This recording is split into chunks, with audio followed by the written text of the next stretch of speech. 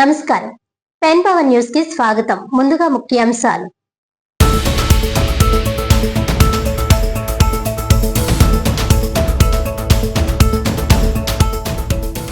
కాకినాడ జిల్లాలో ప్రజల భద్రతకు ప్రాధాన్యత ఇస్తూ పటిష్ట భద్రతా ఏర్పాట్లు.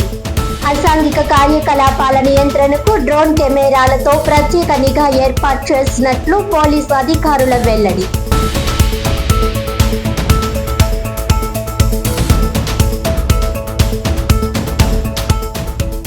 కాకినాడ నగరంలో స్మార్ట్ సిటీ నిధులతో అభివృద్ధి పనులకు శ్రీకారం.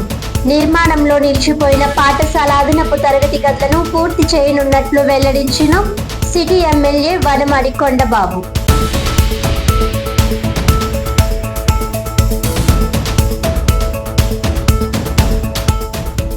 కాకినాడలో ఘనంగా ప్రారంభమైన 26వ ఉభయ తెలుగు రాష్ట్రాల నాటికల పోటీలు.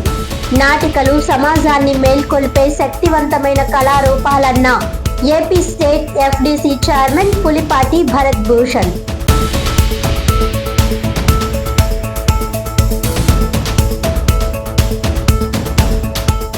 ఇక డీటెయిల్స్ చూస్తే, కాకినాడ జిల్లాలో ప్రజల భద్రతకు ప్రాధాన్యత ఇస్తూ అసాంఘిక కార్యకలాపాల నియంత్రణకు పోలీసులు డ్రోన్ కెమెరాలతో ప్రత్యేక నిఘా ఏర్పాటు చేశారు.